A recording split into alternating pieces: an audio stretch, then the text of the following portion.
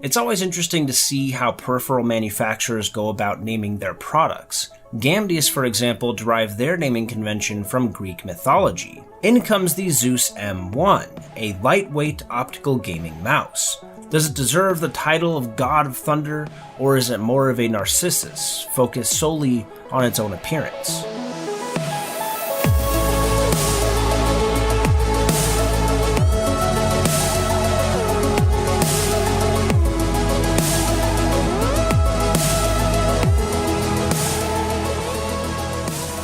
While the MSRP is $60, the trending price is more in the neighborhood of $35 to $40 range. And as always, my affiliate links to purchase these products on Amazon can be found in the video description. The detailed packaging does a great job of showcasing the device. The magnetic display box gives a great first impression. The mouse itself has a black body with silver accents and dual RGB strips around the perimeter. It bears a striking resemblance to a certain Razer product, as you could probably tell. It's a pretty standard layout. You have your left and right click, your scroll wheel and scroll click, then a DPI shift button, and then DPI up and DPI down, as well as forward and backward on the left side. It's lightweight but surprisingly balanced, and the 6-foot braided cable also speaks to the quality of the device. It's a dual texture device with a hard plastic on top and a rubberized grippy texture along the outside. But what's interesting, they did a really impressive job of matching both the color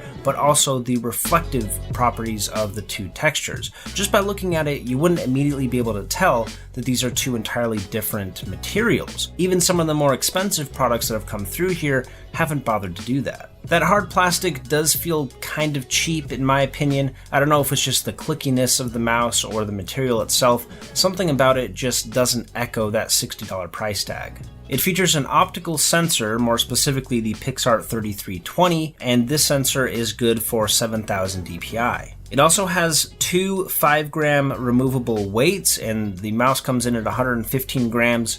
These added weights will bring it up to 125 grams, but that's only a difference of less than 9%.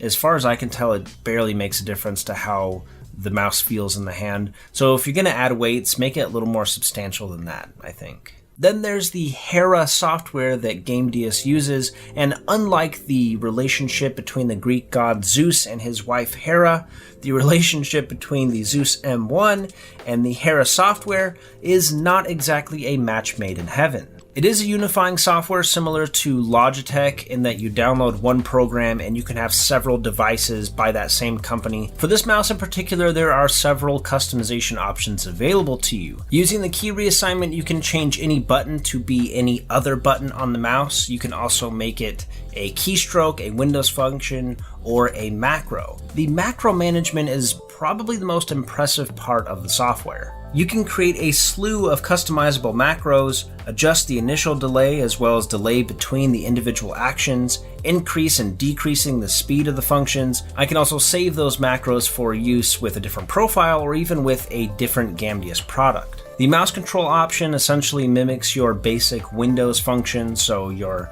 mouse sensitivity, how much it scrolls and all of that. But then you also have some mouse specific changes like the DPI and also the polling rate. Mouse luminance is where you're going to want to go if you want to customize the RGB lighting. That's the only way to do it. And with that perimeter lighting, you can customize it with one of 10 effects. And those effects are single color, wave, breathing, marquee, RGB fade, static RGB, flash, responsive, pulse, and rainbow. What's peculiar though is you can't customize the lighting of the logo. It is RGB, it changes colors, but you can't actually customize it. It only changes in relation to the change in DPI. Assign sounds and timer is one that I don't understand. I understand how it works and what it does. I just don't understand why this is even a thing. Essentially, you can make any button play one of 5 pre-programmed sounds, or you can even upload your own. Maybe for accessibility reasons this might be important, but for your average gamer, I just don't see the point in that. Sound file and edit is where you go to modify those sounds I talked about or upload your own. And timer setting is where you would go to add a timer to use in tandem with those sounds. What is the point of this? I don't understand. So you can click a button and you can create an on-screen message that displays a countdown, and at the end of that countdown, it plays a sound.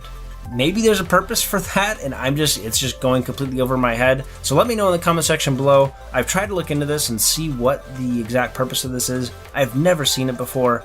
I really don't understand why it's implemented, so maybe you guys have some suggestions. And then update support obviously is where you would go to update the software and also the firmware for the products. And you can store up to 5 profiles. Within those profiles, you have all your settings for your lighting, your macros, and of course your all important timers and sounds. My experience with the mouse was generally pretty good. The sensor was impressive. It tracked really well on all kinds of surfaces. However, keep in mind, I am not a competitive mouse and keyboard gamer. Obviously, I game with a mouse and keyboard on a somewhat regular basis, but take my opinion in that regard with a grain of salt. The button placement is appropriate. However, I don't feel like the mouse is quite tall enough. It's a little bit too flat in that it doesn't provide enough of an arch to really support my hand, but that might just be a subjective thing. And despite all those customization options I just talked about, the lighting effects are really not that impressive. You have those dual bands around the mouse, but they're not independently lit. It's just one light that lights up both of those bands, and the coverage is not very comprehensive. You have these dark spots scattered throughout. It's not very evenly illuminated. That being said, they did a good job of keeping the light leak to a minimum, especially between the logo and that perimeter lighting. There's a lot to like about the Gamdias Zeus M1. However, it's not without its faults. The RGB lighting is lackluster, the materials feel kind of cheap, and the ergonomics are less than optimal. Its true Achilles heel, however, is the Hera software. Not to mention that $60 asking price lands it right in a heavily saturated part of the market. At its core, the Zeus M1 is a good mouse. I don't think it's the best thing that this segment has to offer, but it's at least worth consideration, especially if you can find it at that aforementioned discounted price. Well, thanks for watching. If you appreciated this video and or found it helpful, then please consider giving it a like, and check our links down below where you can find links to Amazon and purchase this or other devices for yourself. And while you're down there, also check out our giveaways that we run on a monthly basis. I think this month we're giving away the Tautronics gaming headset, and if you like this video, you'll likely enjoy our other videos, which you can find here. We've done other product reviews of mice, headsets, computer builds, all that fun stuff. And if you like those videos, then you should probably subscribe, and you can do that by clicking here, and you will be sure not to miss any of our upcoming content. Well, thanks for watching, and I'll catch you guys in the next one.